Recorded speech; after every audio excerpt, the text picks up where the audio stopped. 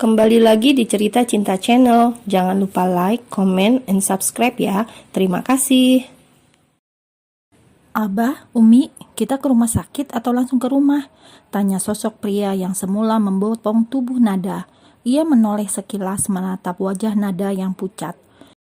Setelah meletakkan Nada di jok belakang dan Umi menyusul duduk di samping Nada, pria itu keluar lalu membuka pintu depan.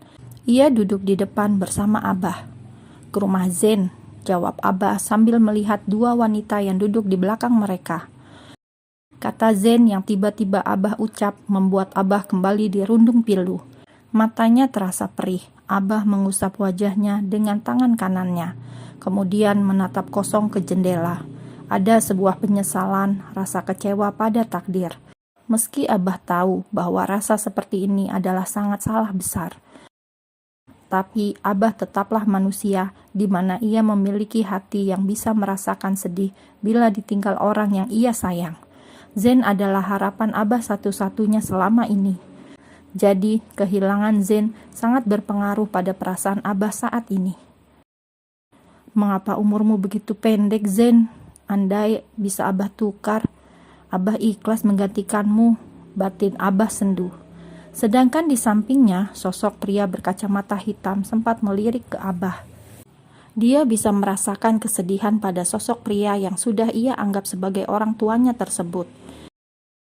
Taki Basami, pria berusia 30 tahun, sosok pria santun dan jarang bicara. Garis wajahnya terlihat jelas dan tegas. Seminggu lalu, Taki baru saja pulang dari Malaysia.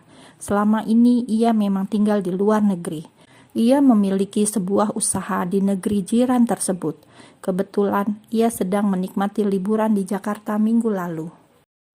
Niat hati ingin mengunjungi orang tua angkatnya itu karena Taki memang selama ini rutin pulang ke Indonesia beberapa bulan sekali.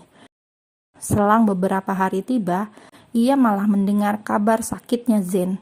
Taki yang biasanya di Jakarta tidak pernah lama, ia pun memilih tinggal beberapa hari lagi lebih lama. Tidak taunya, Zen malah pergi selama-lamanya. Kabar kematian Zen yang mendadak itu memang bagai petir di siang bolong. Taki cukup terkejut. Meski bukan saudara kandung, mereka pernah tinggal serumah sebelumnya. Saat mereka masih remaja dulu hingga dewasa. Tidak terasa, mereka akhirnya tiba di kediaman Zen yang memang tidak jauh dari lokasi pemakaman. Rumah bercat biru itu terlihat masih ramai. Di sana masih banyak kerabat jauh. Begitu mobil berhenti, Taki membuka pintu tengah. Ia kembali membopong tubuh Nada yang tidak begitu berat tersebut. Semua orang juga melihat, semua merasa kasihan. Dari awal sampai akhir prosesi pemakaman, Nada terlihat orang yang paling terpukul. Entah berapa kali Nada sudah jatuh pingsan.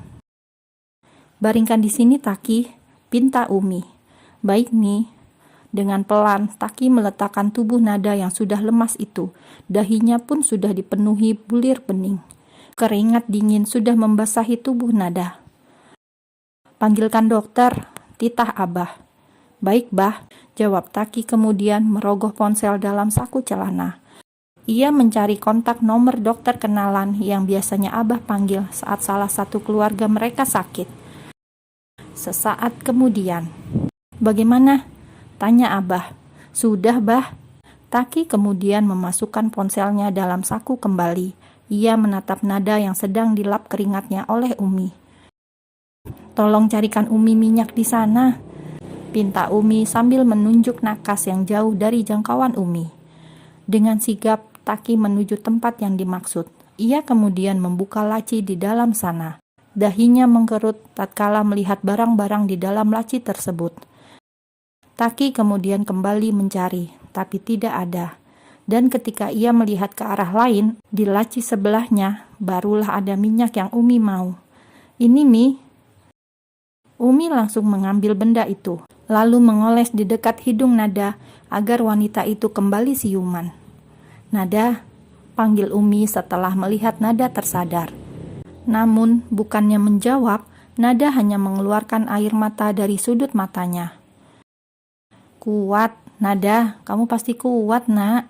Umi menggenggam tangan menantunya itu. ia genggam erat untuk memberikan dukungan bahwa Nada tidak sendiri, bahwa masih ada keluarga yang pasti akan menemani saat-saat yang pedih seperti ini. Nada gak kuat, Umi, rasanya sakit sekali. Dada Nada sakit sekali rasanya. Tangisnya kembali pecah. Ia kembali terisak.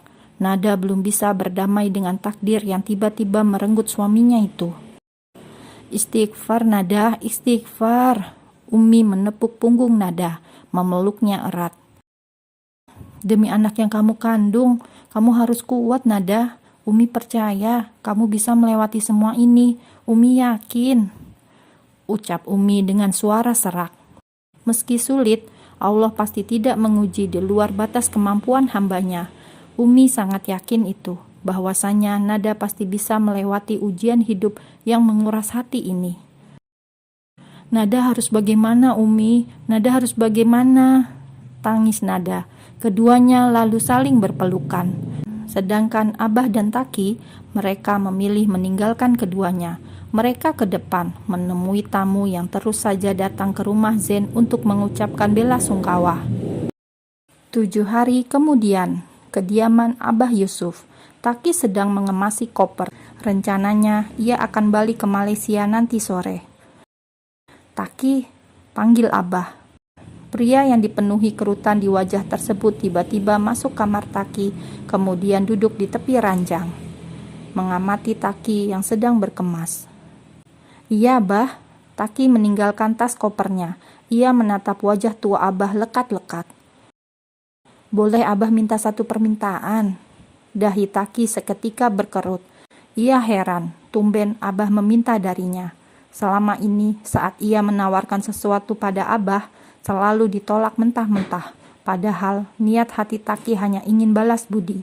Taki merasa berterima kasih karena sudah disekolahkan tinggi-tinggi hingga sekarang ia punya usaha sendiri di negeri orang. Sudah menjadi orang sukses, tidak lontang-lantung di jalanan. Abah minta apa? Insya Allah kalau Taki bisa, pasti Taki penuhi. Abah menghela nafas panjang, kemudian menyentuh pundak putra angkatnya itu. Abah rasa Abah sudah sangat tua, dan Zen pun sudah tidak ada lagi di sini. Harapan Abah sudah tidak ada lagi, tinggal kamu Taki. Selama ini Zen yang mengurus yayasan bersama Abah, dan Abah pikir sebaiknya kamu pikir-pikir lagi untuk kembali ke Malaysia. Tapi Abah, Taki ingin mengatakan sesuatu, tapi ia ragu. Di tempat lain di negara tetangga, Malaysia, seorang wanita duduk menatap menara Petronas Twin Towers. Dia adalah Anissa, gadis yang sedang menempuh S2 di negeri jiran tersebut. Kenapa teleponnya tidak diangkat? Apa Mas Taki tidak jadi balik? Gumam wanita berparas ayu bermata teduh tersebut. Sementara Taki, pria yang sedang dinanti kabarnya itu, saat ini sedang bicara serius dengan Abah. Sedangkan Umi sendiri masih di rumah Zen menunggu dan akan menginap di sana, menemani Nada yang masih terpukul. Kediaman Abah Yusuf. Maksud Abah? Taki beranjak. Ia bangkit dari tempat duduknya. Permintaan Abah yang pertama dan terakhir itu cukup membuatnya tersentak. Hal ini karena Taki sudah menjatuhkan hati pada Anissa.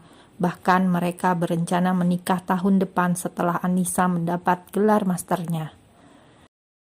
Hanya itu permintaan Abah, Taki. Taki pun terduduk lemas. Haruskah hutang budi dibalas dengan pengorbanan hidupnya sendiri?